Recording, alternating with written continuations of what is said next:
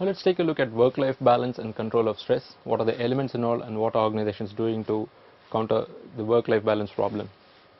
Now typically modern day organizations are having in-house people or consultant-led awareness training programs to take care and identify the issues related to work-life balance and create an awareness in the employees and how to cope up with the work-life balance problems.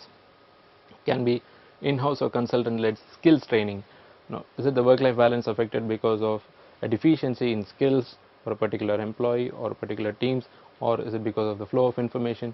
So your in-house teams or consultant leads awareness campaigns in skills training and having flexible working arrangements wherein you provide leeway for the employees to balance their work commitments along with their family commitments. Now we can take a look at an all important concept called stress. What is actually stress?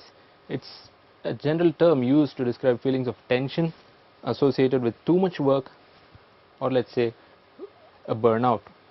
Now, stress can be from different sources and it has harmful effects. Let's move on.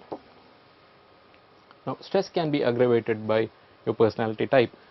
So let's say for example a person who is insecure, as mentioned, one of the reasons, his general stress level might be high if he is not sure as to what he is doing, what is going to be the future in a particular assignment or in a particular environment.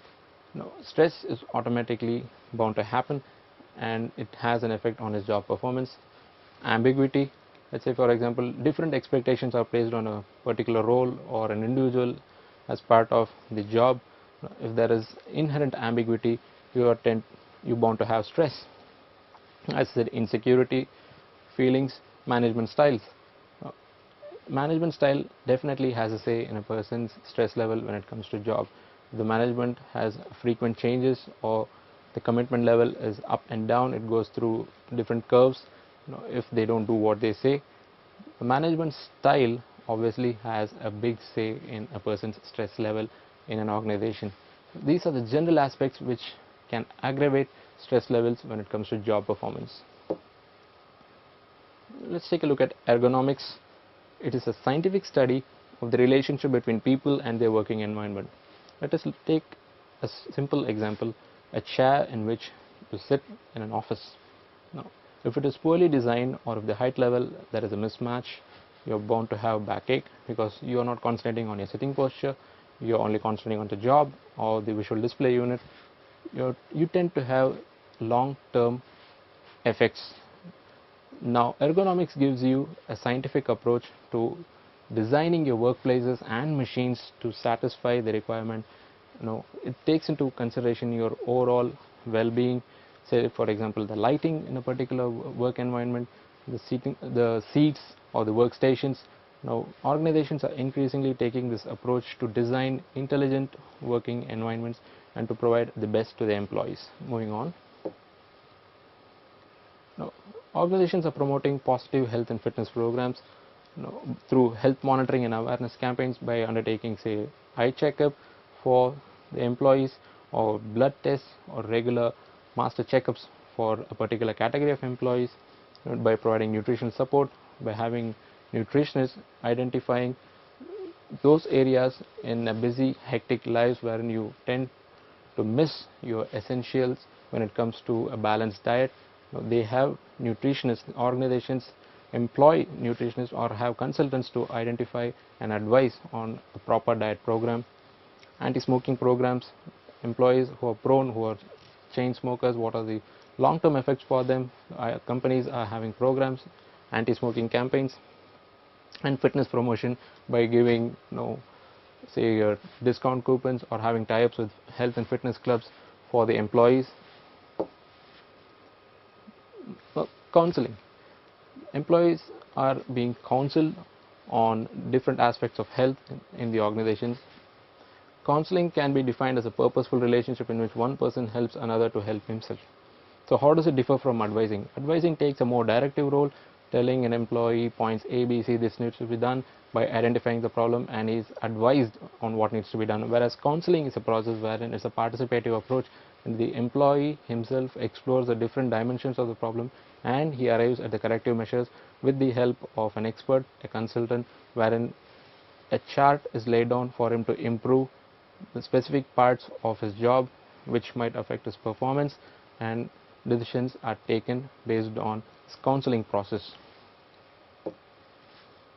Now, employee assistance programs are the next level of involvement of the employer in the employee's well-being.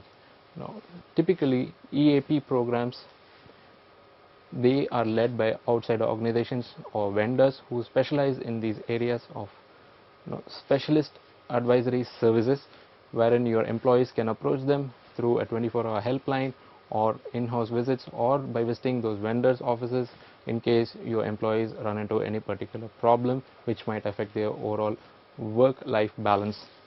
Now, what are the advantages and what is that you're looking for in an employee assistance program? Easy access of services. As you said, you can dial a number from your desk to access these services. Expert consultation. People who are involved in EAP are experts in their fields, the subject matter experts, so you're having the best people advising you on a particular situation. Now, confidential and timely assessment of problems. EAP promises confidentiality, and you have a timely assessment before it's too long and before valuable time is lost and before the employee does something to put himself in danger. As I mentioned, professionals are involved, so you get professional counseling and follow-up and monitoring of employees. Since the whole situation is handled by professionals, you have proper follow-up and monitoring of employees, following up to lead action which will lead to an improved situation. And crisis support after critical incidents. Let's say, for example, there is a critical incident, as we saw in the earlier video, wherein a chef meets with an accident, a fire accident. There is crisis support for her and for her colleagues who went through a traumatic incident, which will bring them back to normal level and restore their work-life balance and put them on the way forward. So this is the advantage of an employee assistance program. This is more of a professional approach, giving a professional help to employees considering their health aspects and for long-term benefits. Thank you.